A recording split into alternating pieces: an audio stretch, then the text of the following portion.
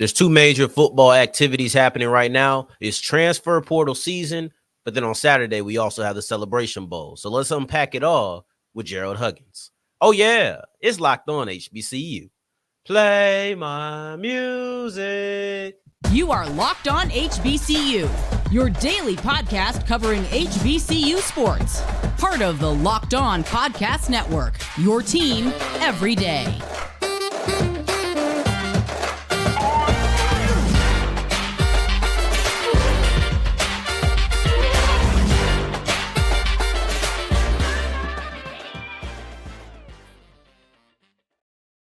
What's going on, family? Welcome back to another episode of the Locked On HBCU podcast, your number one daily one-stop shop for everything HBCU athletics, Monday through Friday, part of the Locked On Podcast Network, your team every day. And I, of course, am Darian Gray, a.k.a. the Mouth of the South, Texas Southern alum and former TSU Herald Sports editor and current contributing writer at USA Today's Saints Wire. Thank you for going on this journey with me. Make it Locked On HBCU, your first listen of the day, every day. And remember, just because the mic cuts off does not mean that the journey is over. It just means it's time to follow me on Twitter at South Exclusives. Starts with an S and ends with an S. Today's episode is about the two biggest things happening in Black college football right now. That's the transfer portal, because everybody's going in the transfer portal, about to see who teams are going to get from the transfer portal very soon. But then also the Celebration Bowl between Howard and Florida A&M. So let's unpack all of that. Let's do it with our guy, Gerald Huggins, my man. What's going on, bro? How you doing today? I'm good, man. I'm good. I can't complain. It's been a funny day on social media because of this transfer portal. So it's been a little comical, and I've been on different shows and talking to people about FAMU versus Howard. I actually went to Howard the other day. Saw their practice before they headed. So I got a chance to talk to them, and Kenny Gallup became a finalist for the Neas Williams Award. Him, Jordan Tolles, and Mikey Victor. So shout out to them. Very deserving young men. So I'm proud of them. The transfer portal thing. I just think a lot of people need to start living in reality, because I always remember when I was a bodyguard, I went to this class and he said, there's a world we live in and there's a world you want to live in. Mm-hmm. So like how he explained it with protection, like, hey, if you go down that street has had a history of crime, So if you walk down that street and something happens to you, there's a world. Yeah, you should walk down the street and be like, yeah, nothing should happen to me. I should walk down scot-free.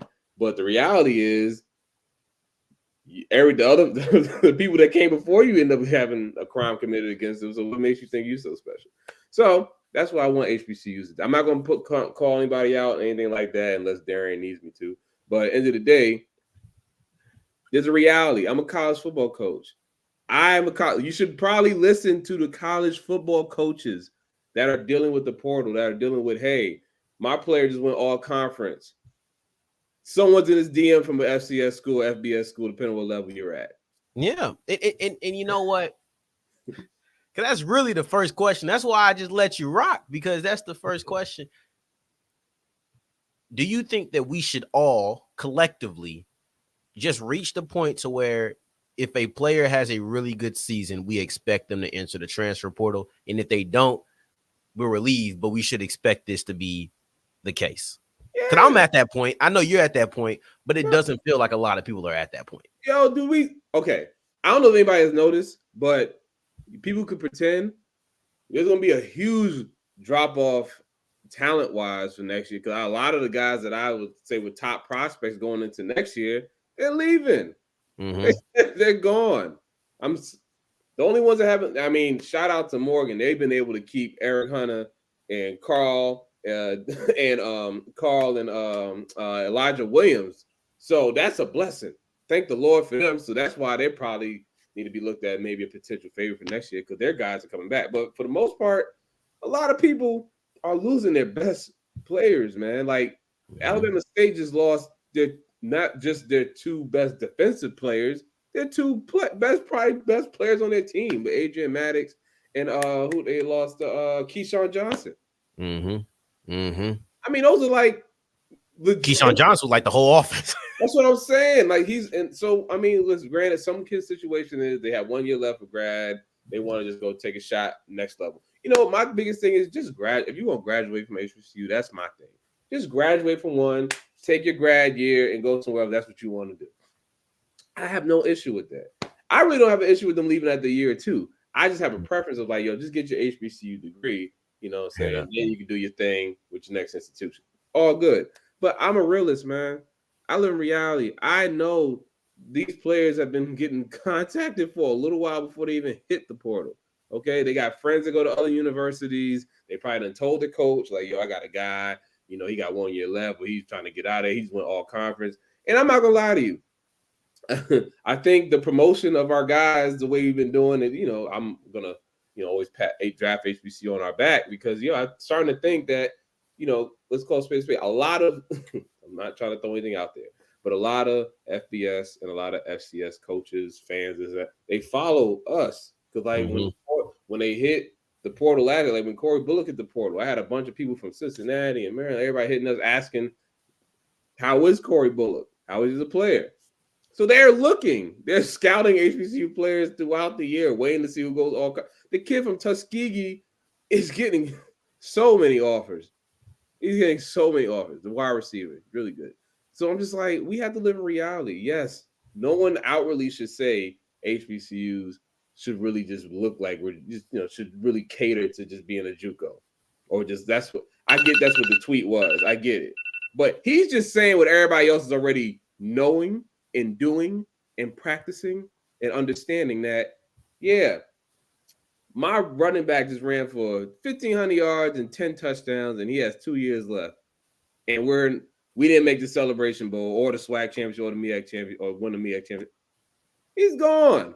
He's out of here. He's gone. And if he stays, thank the Lord. But that's not reality. Reality is if kids have a lot of freedom, and with freedom comes, you got to bring some change. And what comes with change? You have to adjust. So let everybody, y'all be mad because none of y'all are coaches inside the building. Y'all not dealing with the portal. Y'all not dealing with having to deal with not only the kids leaving through portal. We have to make sure that they get into another institution because that's going to affect us if they don't. So y'all aren't there. But I'm always from everybody deserves to have an opinion. Okay. Yeah.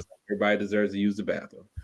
However, y'all not there. So I'm telling you from a coach, everyone's preparing for players to leave.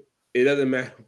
As soon as that portal opens up, even before that, we gotta be proactive. Like, yo, this kid just went on. Now, granted, the kids at Lincoln, they love it here. So I'm cool with that. Because Malachi Lang, Isaiah Freeman, I love it. Listen, they love it here. I'm cool. If they stay for you, I'm in love. They have 2 years left together. They'll be the most dynamic duo in HBCU football, quarterback, wide receiver. I'll take that for 2 more years.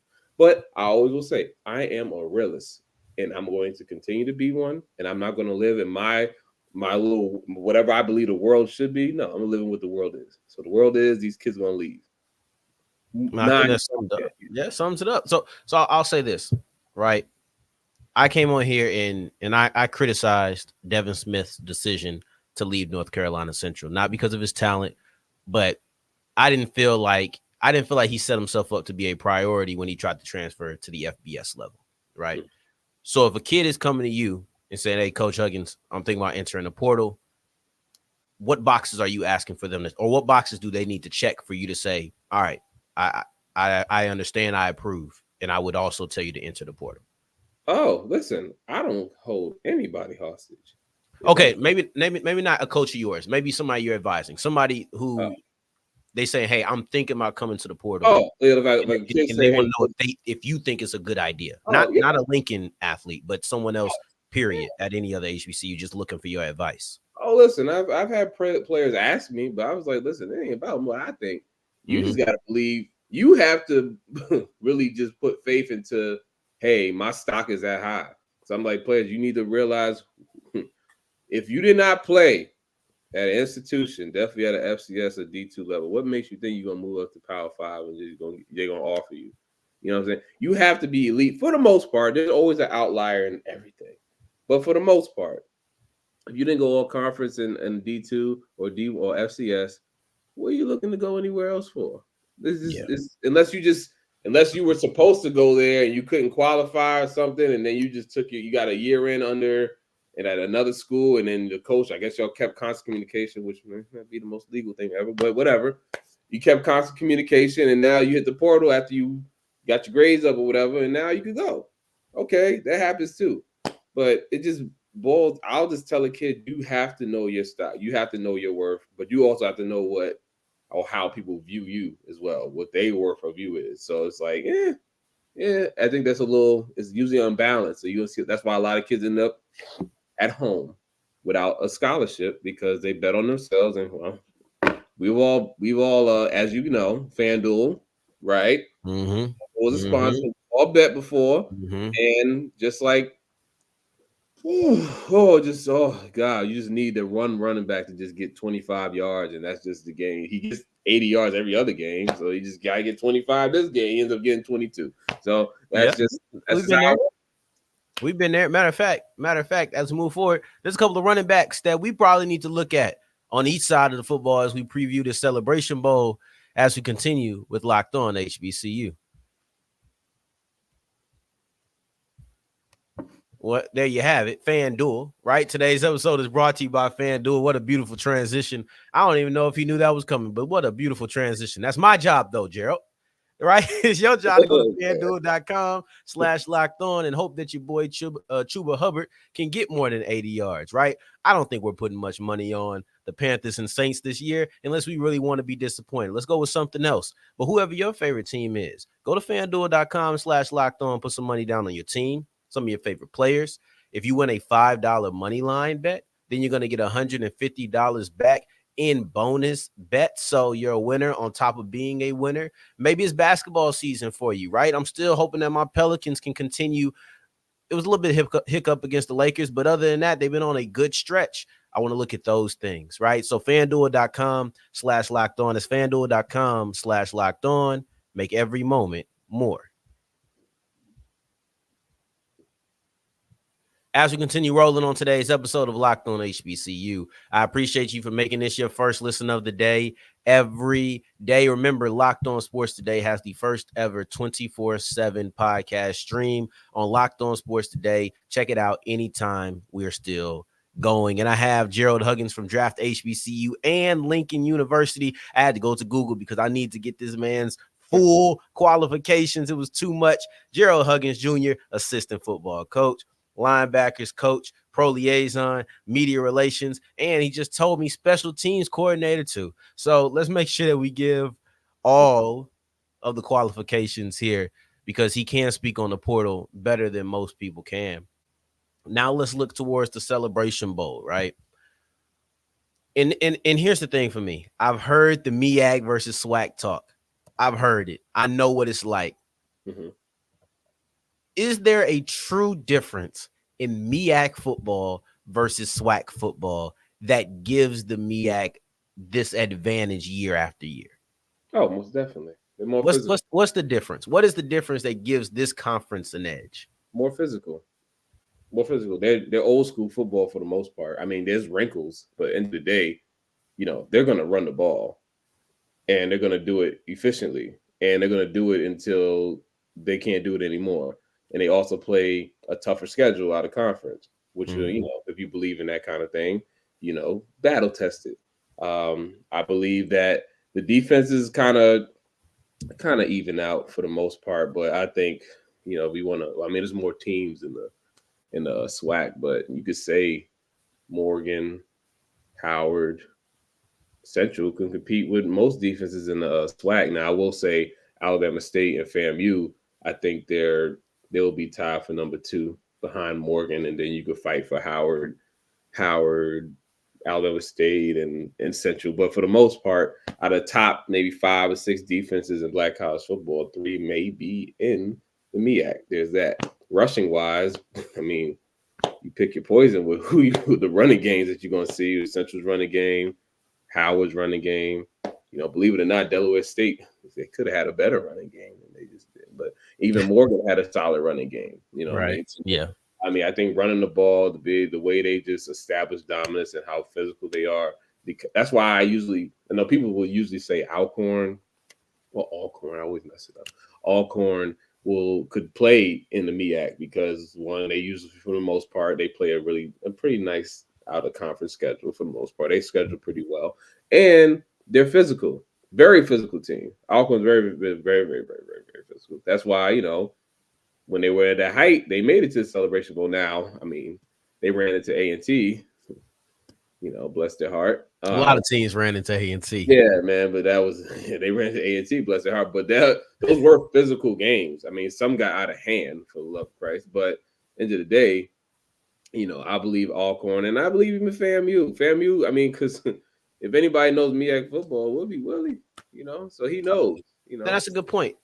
I'll ask this: does FAMU's time in the MEAC, because Willie did spend himself 2 years in the MEAC, does that give them an advantage because they have been so close? I know it's been 3 years since they've been in the SWAC, and we looked at that on yesterday's episode about why they are truly a SWAC team.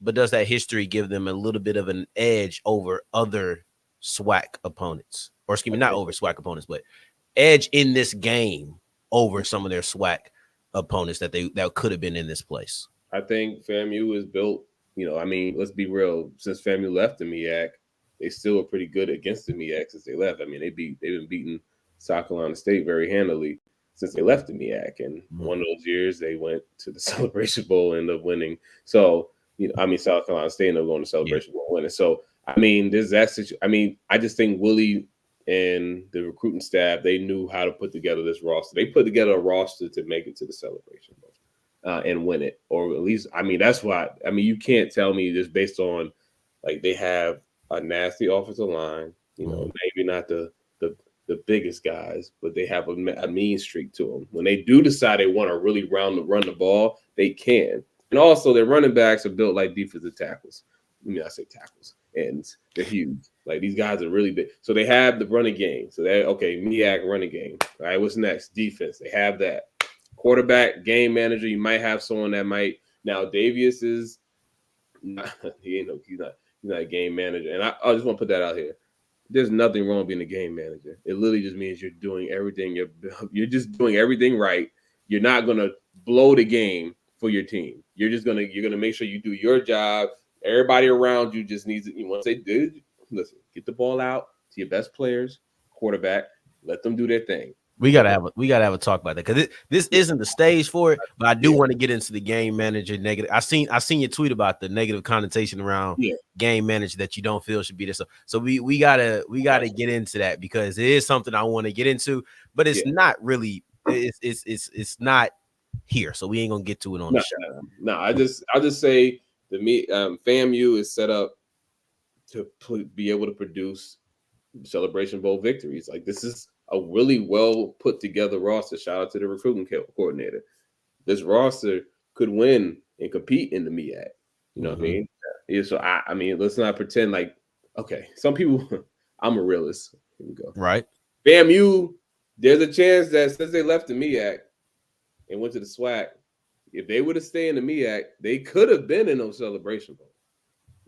Barring any, craziness happening, they had a roster and they had the players to compete and be in the Celebration Bowl if they would stay in the MEAC. So they're not a SWAC school. They're just a MEAC school that just ends up, we just kicked them. Well, not kicked them. They left and now they're in the SWAC. I know that's going to sound whatever. Yes, some people say they're SWAC.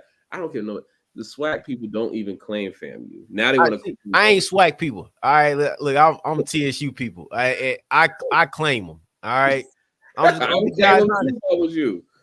Listen, man. Let me tell you why I claim them. I claim them because the majority of their roster now, they came in the SWAC, or maybe they played a freshman year, slight contributors in the MEAC. Now, if FAMU would have came in the first year, they just rolled over and got into the Celebration Bowl, then I would hear what they're saying because they came straight from the MEAC and they were able to get to the Celebration Bowl in the SWAC. But for me, Musa ain't never played in the MEAC. Major ain't never played in the MEAC. I don't think this bowler has played in the MEAC. They got some guys, but I'm claiming them, man. Screw everybody else who be doing that y'all ain't really with us. Yeah, all right. Listen, I'm with you. I like FAMU's roster. I had them ranked as the best constructed team when the season started. That's in writing. You can find it on DraftHBCU.com. I have no reason to hide it.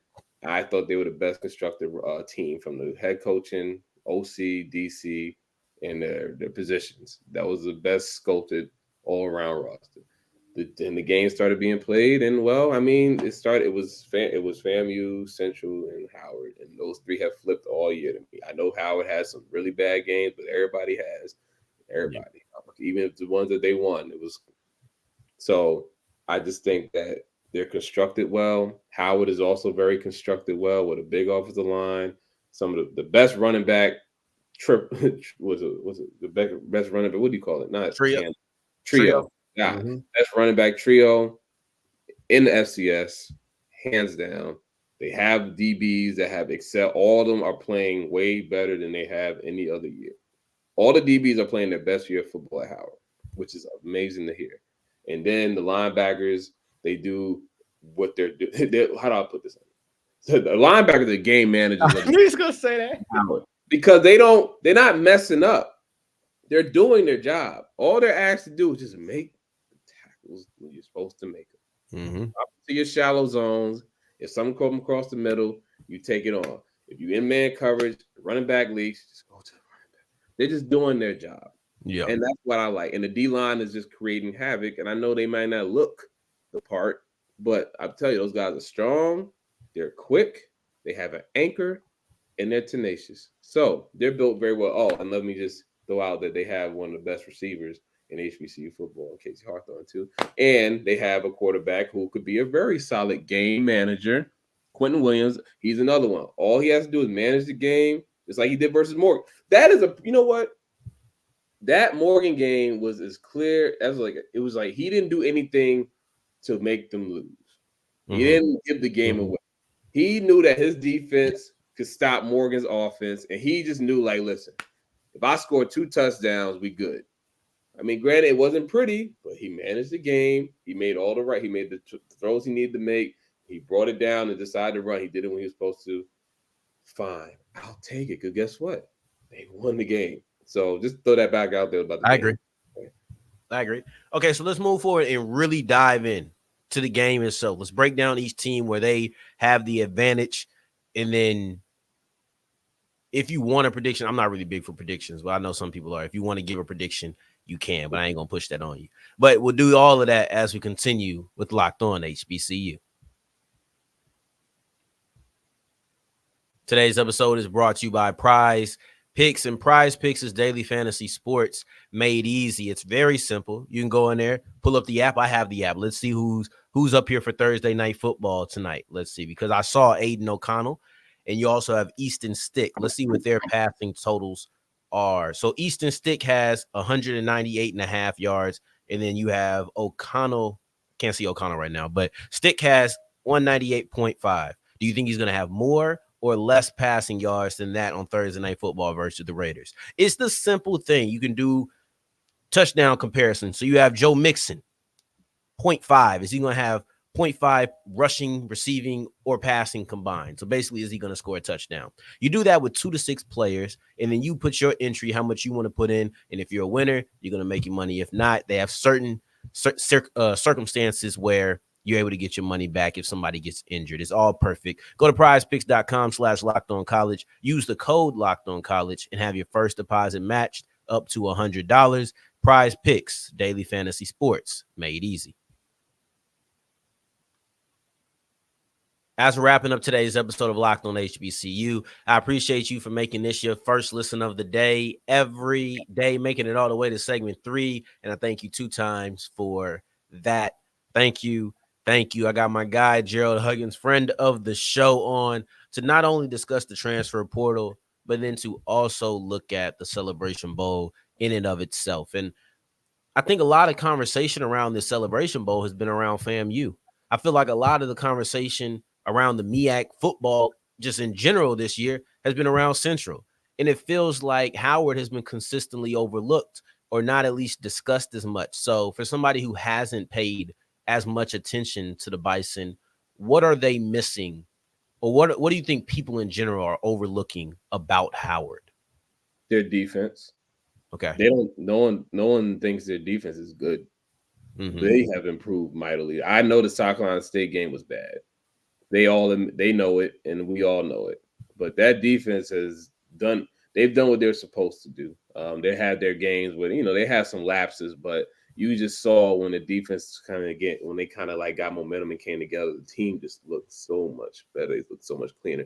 This is an older unit. This unit has been together for a while. You know what I mean? So I just think people need to realize that this team schematically, I mean, the coach, the DC is doing a great job of dialing it up too. I mean, schematically, you could do whatever you want with this defense. You could just rush 4 and drop 7 into zone coverage, or you could play straight 0 coverage, or play one high, or play 2 high. Like you can do whatever you want with them. They can sink into cover 4, they can sink into cover 3. They don't matter. Cover 2 doesn't matter. Their front 4, and then also, the front 4 is like the way they do a lot of stunting. They do a lot of games, loops. So on top of that, between that, the strength that they have against the run, which is a very I'll say it's like a underrated aspect to their game, because they do have 2 strong, stout guys in the middle. They're not the biggest guys, but they're strong. And then their edge guys are able to set the edge. With Darian Brokenberg and Ian White, they're able to set the edge. So they're able to stop the run. They have DBs that can cover man coverage, or they could just drop back into zone coverage, and they have the ability to move and shift and work off an assignment, go to another assignment, and be able to make plays on the ball. So I think that's the most underrated part. I just know people attribute most of their success, to their offense, which is fine, because their offense, when it's dialed up and everything's going it looks good. It looks pretty. I think that, Q Will gets a lot of flack, which is, I get it. I mean, they say he's inconsistent, but you show me a quarterback in the world that's just good every single game. Mm-hmm. I mean, now I know his, it's really no in between. It's like, oh, he's like here or here.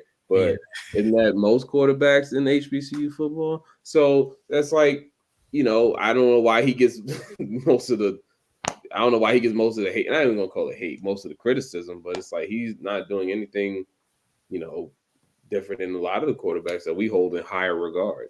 That's why I picked him to be second team all draft HBCU All-American, because he showed me that, hey, listen, he could do what he got to do. Listen, the guy won 2 straight MEAC championships, regardless of what people say. He won it last year, and he won it this year. Regardless of what people say. I know. I get people. Yeah, well, listen, I get it. It's just like, I get it, but he won 2 straight. He's a winner in high school. He's been built for this moment. Like, going to Atlanta and playing from all those people doesn't do anything to him. He's like cool, calm, collective. That's just the kind of guy he is. Now, all quarterbacks have that little, that side to them where they just, they kind of could be a little out there and a little extra. But hey, I don't mind it, because guess what? You're managing the game. We're winning the games we're supposed to win. So I'll say between Q Will having a solid year that's being underlooked, then I'll say the offensive. Well, everybody knows about the offensive line. I think we got to talk about that. But I will say the defense, for the most part, is something I think people don't really pay attention to. But yeah, I understand why, because Morgan State, the defense, which they did have the best defense. I know Coach Johnson gonna hate that I said that, but Morgan did have the best defense, but Howard defense has been playing the best the last 3 games of this season so far. They've had a solid stretch. That South Carolina State game, like I said, was a little iffy, but when the Central game and that Morgan game, they showed what they're able to do. Then they started to put it all together. So I know that's an underrated part that people just don't really like to discuss. And shout out to Kenny Gallup. He's leading the front. He's leading it. And Jevin Jackson is really the heart and soul of the team. I know he doesn't get a lot of pub, number 10 from Howard, but him and Kenny, those are the guys. So I like them a lot. I think they should get more recognition, but hey, I did my part. I said I called it. They will be here a long time ago. I said they're gonna win a Celebration Bowl. I really do feel like they're gonna win. I can't predict the score, but I just know it's going to be a low scoring affair. I don't think it's going to be I don't see I'm not going to say it's going to be like Grambling versus Central, but I'll say it'd be like you could probably see, I'll say about 5 touchdowns total score between the two teams, something like that. Nothing crazy. Okay. Yeah. Now, real quick before I let you get out of here, because we both got places that we got to go, ladies and gentlemen. But what is the biggest advantage for Howard and the biggest advantage for FAMU as we go into the Celebration Bowl? Ooh, biggest advantage. If biggest advantage for Howard is their running game, and the biggest advantage for FAMU is their special teams. I like that one. So I like that one. Now I'll be lying. Listen, Howard has gotten better on special teams, but for those who watch, they've had their moments, and I just think, I know something special teams wise is going to happen in this game. It's going to flip the game. It happens every year. Yeah. So now we just got to figure out which team is going to be. Is FAMU going to be uncharacteristic and just completely look inept on special teams? I don't foresee that happening. I just think that something's going to happen. So I don't know if it's going to be a muff punt. It might be a block kick. Something will happen. But I will say those are the two advantages because FAMU has. Now I will say Howard does have a bona fide kick returner too. They have a few. They have a few guys that can run it back there too. So it's something I would lean more towards FAMU. But I know that running game for Howard, man, that's a great equalizer. Because they get that going, Q will probably gonna throw the ball 10, 15 times. They get 4 or 5 yards a pop. They're not gonna stop. Why would they start running? Q, all they gotta do is listen, hey, little RPO here. Right. Yeah. Here. Deep shot just to kind of keep everybody honest. But Q will don't have to do too much. They get that running game going. No, sir. Well, there you have it, man. I'm looking forward to the Celebration Bowl. I'm excited. I think it's gonna be a good one. I don't have a dog in the race. I'm not rude. I'm not one of those SWAC supremacy guys. Like I'm not really one of those big conference guys. Like I'm here for my school, and if my school ain't the team, so just say it, man. Who you think gonna win based on what you know? Based on what you know, who you think has the best shot at winning? Just based on what you know. My gut tells me that this is FAMU's year. I don't know what it is in particular, but this tells me that it's FAMU's year. I struggle to be confident because I know a lot of it's going to come down to Jeremy Musa, and they've had their inconsistencies there, and it's almost like, for me, it's almost like basketball, right? We've seen times where the star player goes out. Can you weather that storm? And I think that FAMU is probably going to have a slow spot somewhere in here. And it's going to be on offensively. They're going to have this slow spot. And it's going to be like defense. Can you weather that storm when they need to get back into their groove? And that's what makes it a little difficult. That's what makes it difficult to me. But I'm going to go with FAM. I'm going to go with FAM. So, you don't push me. I don't like doing that. I don't like doing the predictions. I know, though. But I just like, it really is going to boil down to the two QBs. Which one we see? Who's going to be? Somebody's going to be off and somebody's going to be on. Who's it going to be? It's going to be a tough one. But we'll be back tomorrow. Well, I'll be back tomorrow. G will be doing this thing. He probably going to go back doing his recruiting tour like he's been doing. But but tomorrow we'll break down our 3 matchups, our 2 storylines, and our key to victory. And I kind of hinted a little bit towards it with Jeremy Musa. That's part of my key to victory for FAMU. So that's just a little tease for tomorrow. But in the meantime, in between time, until next time that we hear each other, family, take care, stay blessed. Peace.